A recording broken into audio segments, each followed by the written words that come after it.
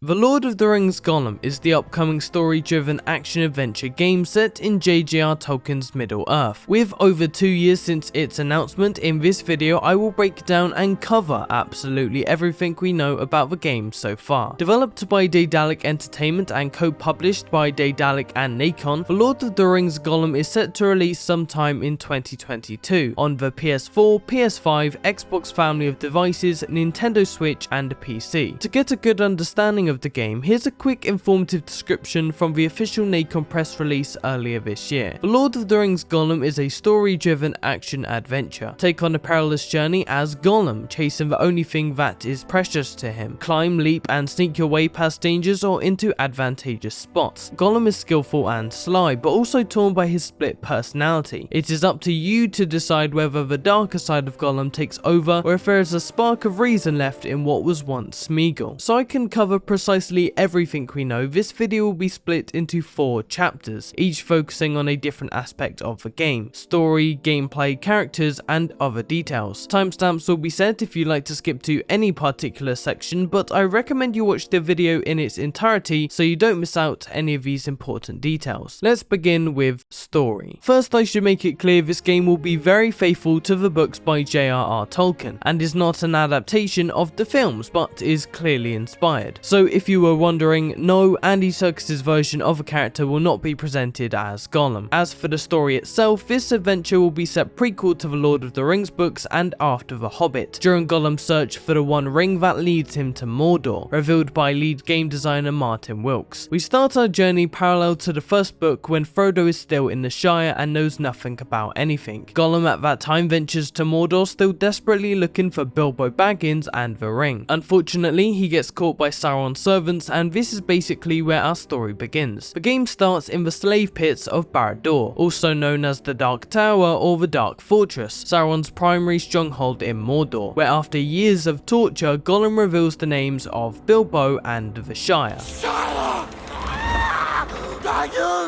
Will take control of Gollum as he escapes the stronghold, or more accurately is set free by Sauron. Gollum will then eventually be captured by Aragorn and taken to Thranduil, the king of the elves in Mirkwood, where he's questioned by Gandalf about the ring. Still playing as Gollum, will escape Mirkwood during an orc attack and soon make our way back to Moria. The game will presumably end with Gollum picking up the trail of the Fellowship in the events of Fellowship of the Ring. The stone drawing in one of the trailers confirms at some point before or during the game's events, Gollum will make his deal with Shelob, worshipping the spider that attacks Frodo in Return of the King. It's not quite clear if this game will be canon to the Middle-earth lore, but the developers promise to follow Tolkien's story quite strictly, so I think and hope it is. But for now, let's move away from story and onto gameplay. The Lord of the Rings Gollum is an action-adventure game with not so much action. Instead, the gameplay is reliant on stealth and parkour, creeping, sneaking, climbing and tricking our way out of sticky situations. If you want a reference, you might think of it as similar to Prince of Persia. It is mostly a non-combat game, but Gollum will be able to stealthily take out enemies. However, this will not be easy and always come with big risks. We want players to carefully weigh these encounters. After all, Gollum's strengths lie in cunning, not combat. So although we can't contend with an orc in sword combat, we can stealthily take them out if we play smart, and I think that's a smart choice because it's much more in Gollum's range of abilities. Gollum doesn't use weapons, but he can distract enemies with throwables. In parts of the game, he will also profit from the abilities of special allies and can use the environment to his advantage. The aforementioned is shown in some of the gameplay, with Gollum climbing to high areas in Mordor and Mirkwood. The game isn't open world from the start. It consists of limited hub areas until they're fully explored. The game is, for the most part, structured into sets of levels and hubs. When Gollum arrives at a new location, the places where he can go from that hub are limited until he either works his way in, for example the prisons of a Dark Tower, finds secret passages or information, or manages to scheme his way into otherwise restricted areas. Some levels are completely open in all 3 dimensions and can be explored freely, while others are more linear but often with alternative routes where players can, for example, decide if they rather sneak around some guards or take a risky parkour route into vertiginous heights to pass the next segment. Some locations are completely open and can be freely explored. However, the Dark Tower, for example, probably won't have the the option to be revisited after its contained levels. These same open areas have been promised to be giant, persistent environments, each harboring several quest lines and a range of friendly or unfriendly faces. Does an open area with several quest lines suggest an open world with primary and secondary quests? It definitely sounds that way, but maybe with a few of these areas restricted to their linear levels. Lord of the Rings Gollum is easily the most ambitious game Daedalic Entertainment has ever developed, so I don't expect it to be as big or as expansive as The Witcher or previous Middle-earth games, but it'll be a blast to freely explore an open world Middle-earth regardless. Moving on, this next section sort of ties in with gameplay, but it deserved its own chapter. Characters. Let's start with our protagonist and playable character, Gollum, or Smeagol, because one of the most interesting aspects of this game is Gollum's split personality. Over the course of the game, Gollum and Smeagol battle for control over the character, with dialogue options that creep into every level, giving us the opportunity to decide if we want to take Gollum or Smeagol's approach. We've already been shown the early stages of this mechanic in a gameplay screenshot, and it seems more complicated than the optional choice mechanic we've seen so many times before. It's not just choosing to be Smeagol or Gollum, because for Gollum as an entity it's not that easy. Each personality is being attacked by the other, each has to defend itself. You will have maybe 2, 3 or 4 conflicts per chapter that lead to a final decision point, and at this final decision point it will be harder to pick Smeagol, for example, if you've always fought for the Gollum side before. To put it simply, there will be good and bad choices. Smeagol is good and Gollum is bad, but it's more complicated than that. Choosing one side so often will make it more difficult to pick the other, especially if you've chosen Gollum over Smeagol and then decide to side with Smeagol. That being said, our decisions won't affect the story all too much, because Gollum's journey still has the start and end in canon, setting up events in Lord of the Rings, although that doesn't make them completely inconsequential. The decisions you make affect the way the game feels. You either play as Smeagol or as Gollum as the dominant persona, and that can influence animations, soundscapes, certain gameplay situations, and in-game dialogue. It's definitely the most fascinating mechanic in the game, so I can't wait to give it a try. The story is set between the events of The Hobbit and The Lord of the Rings, a perfect time for a new story we haven't heard too much about, in which many beloved characters have the opportunity to be included. Let's talk about the ones we know will be in the game. The Mouth of Sauron, also known as the Lieutenant of Barad-dûr, has, like many other characters, been designed from scratch, faithful to the books. Gandalf the Grey and Thranduil have also been revealed, as well as orcs, spiders, and the birds Gollum hides from in Mordor, which I presume are the spies of Saruman. Spies of Saruman.